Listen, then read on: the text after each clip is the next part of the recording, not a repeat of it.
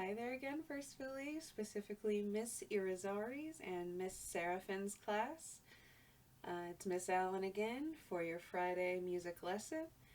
And just to review a little bit of what we talked about on Wednesday, I started with you guys an improvisation lesson, and we talked a little bit about the different types of improvisation, that there's vocal improvisation, improvisation that you do with your voice. There's also body percussion that you can do. You can clap, you can pat, you can snap, or you can stomp. Excuse me.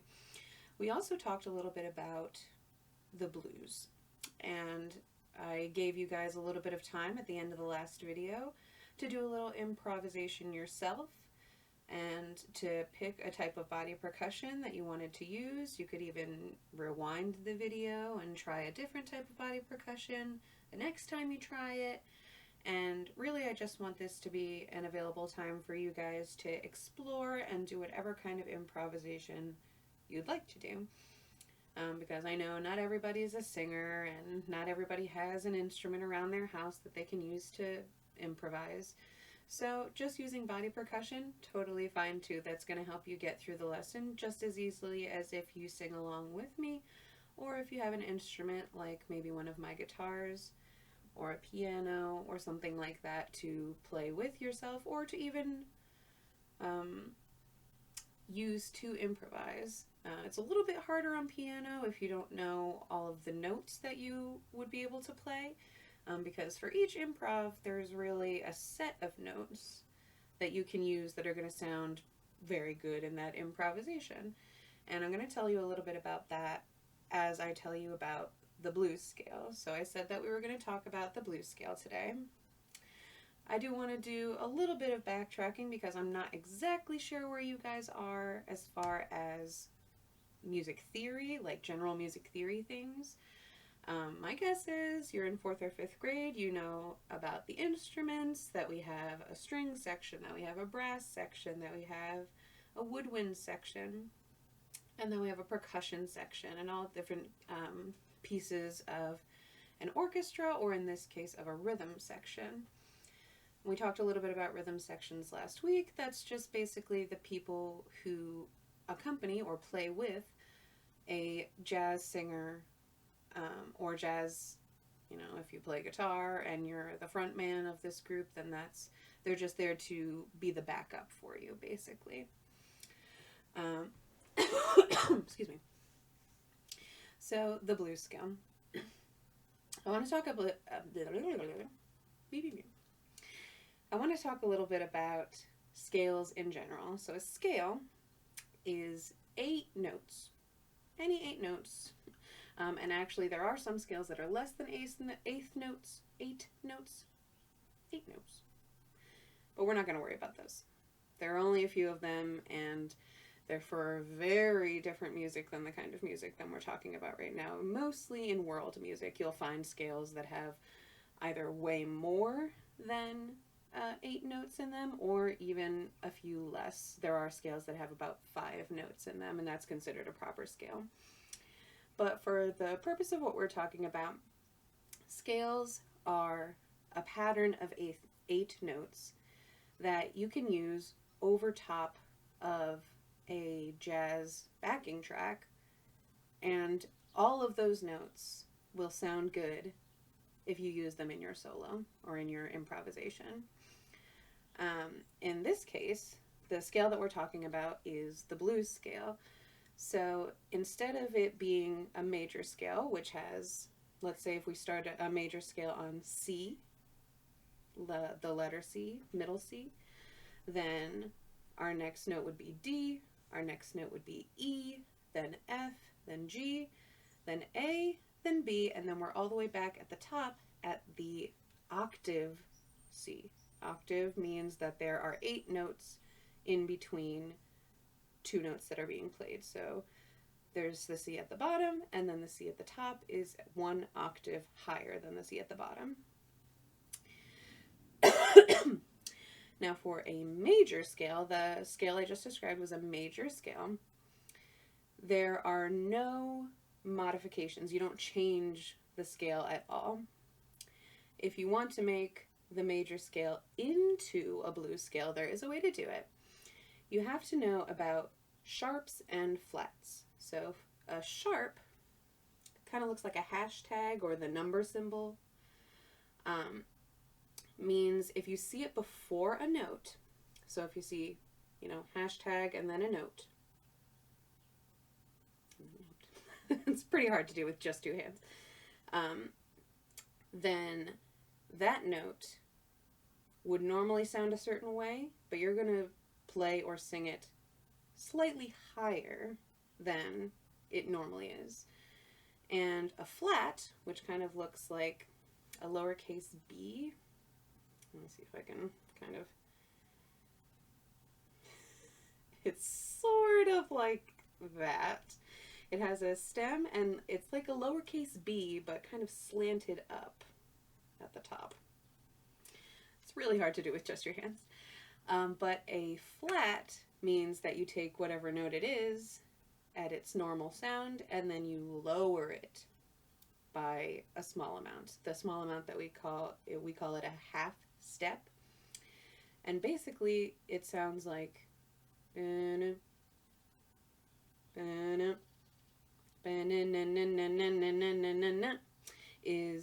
a half step, that space in between. So the Jaws theme song that I was just humming is a use of half steps in between. So the one that they just did, though, was a sharp, making it higher, and not a flat, making it lower.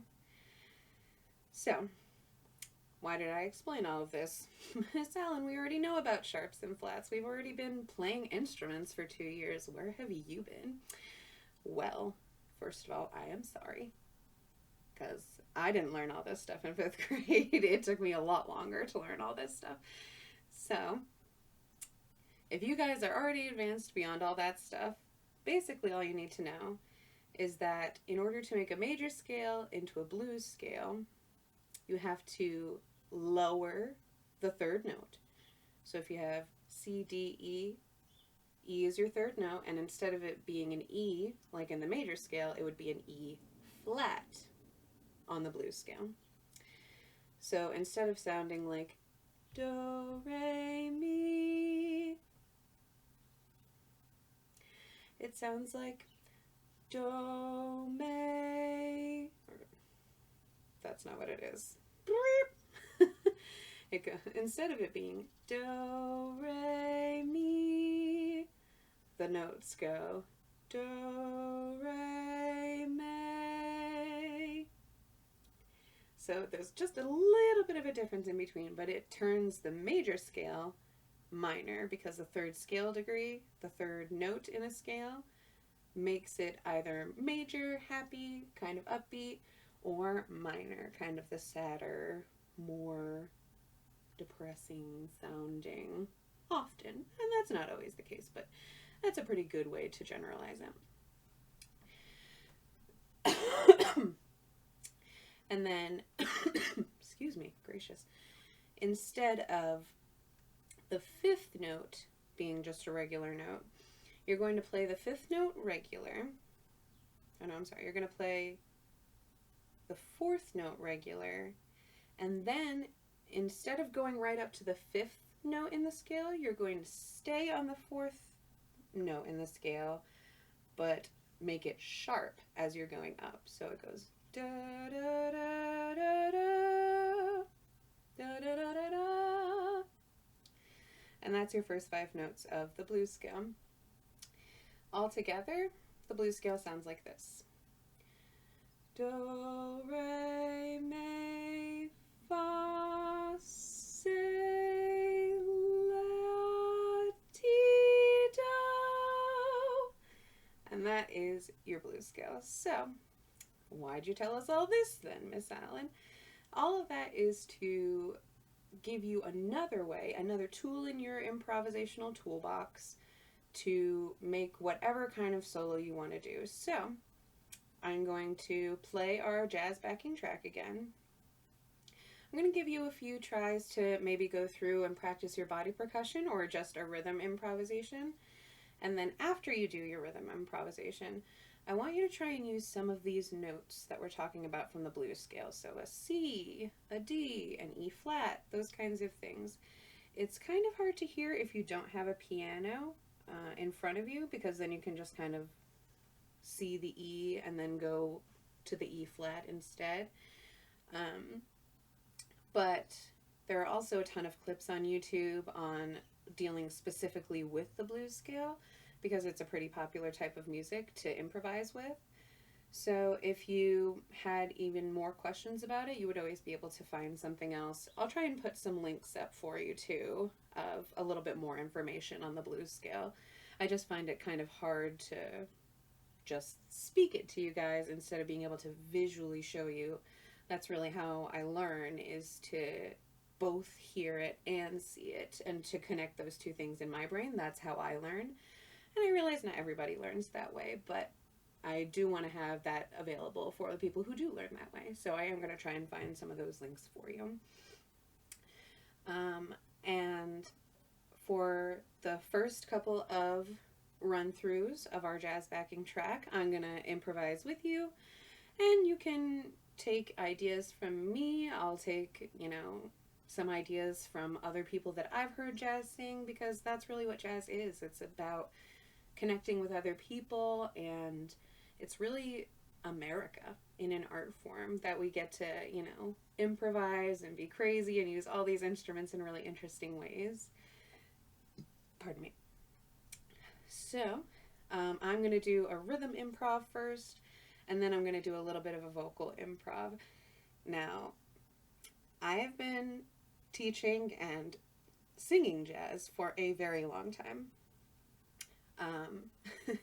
So my solo, it's kind of actually harder for me to start at the bottom of being able to, put the building blocks of a solo together, because I've had to do it so much, and for different grades, for different teachers. I took voice lessons that I was required to do some improvisation. So please, please, please don't compare yourself to any of the sounds that you hear. And who knows, this might actually be not a very good solo, but it's all about trying. In this case, really, just find a note that's close. That's basically what I've always done as a jazz singer. Alright, so here comes our jazz backing track, and I'm going to do my improvisations first, and then I'm going to just let the track run. Maybe if I feel inspired, then I'll throw a little bit of jazz your way in those extra run-throughs. Alright, here we go.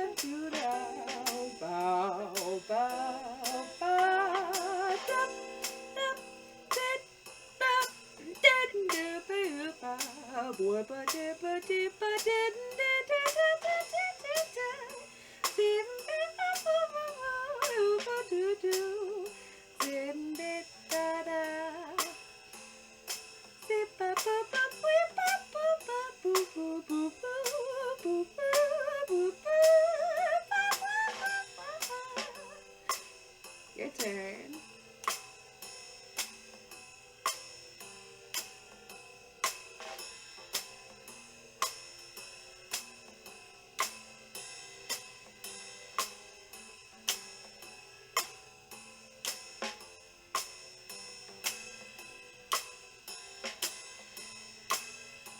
Back at the beginning.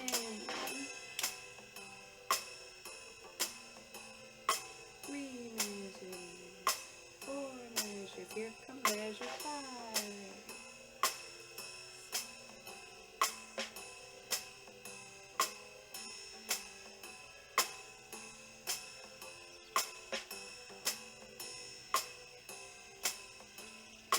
12, here's the top of it.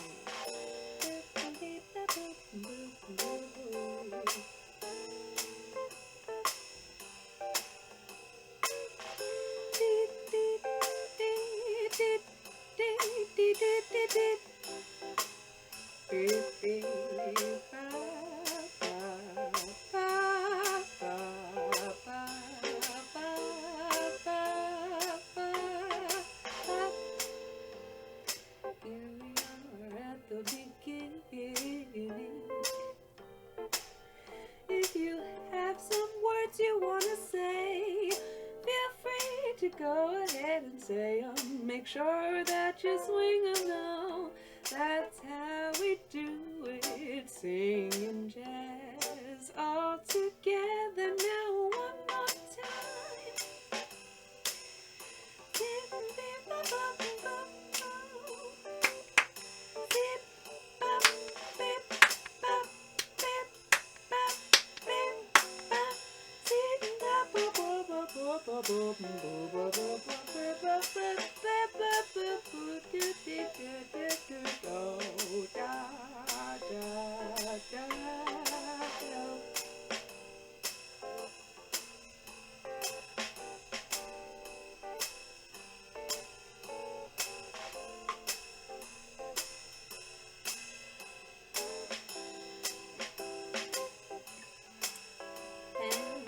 If you can hear the last turn around to the top, here it comes and now we stop.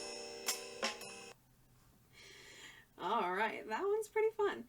So, make sure that you're trying this improv every single day, because if you keep trying and keep practicing at it, you'll be able to do all the stuff that Miss Allen was doing in a week.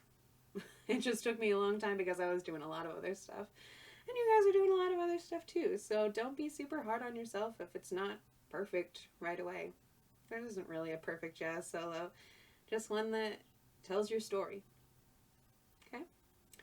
Alright guys, I will see you on Monday, bright and early, for your next lesson. And we're going to keep going with improv, but I want to see if maybe I can get some instruments going for you guys. So stay tuned for that. Bye for now.